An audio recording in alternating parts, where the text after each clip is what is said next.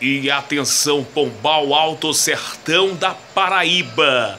Agora, poucos instantes, um homicídio aconteceu aqui na cidade de Pombal. Homicídio agora, poucos instantes, aqui na cidade de Pombal, no bairro Francisco Pereira. Bairro Francisco Pereira, na saída para Patos, nas casinhas.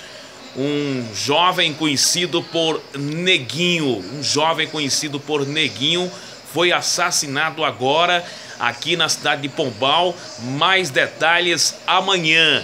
Amanhã, dentro do Jornal da Rádio 98 FM, amanhã às 11 horas, vamos falar ao vivo com o Capitão Batista, comandante da Polícia Militar de Pombal. Amanhã, Capitão Batista vai falar sobre esse assassinato que aconteceu na noite de hoje aqui na cidade de Pombal. Nesse momento, viaturas da Polícia Militar estão fazendo o cerco por toda a cidade. Amanhã, uma entrevista com o Capitão Batista.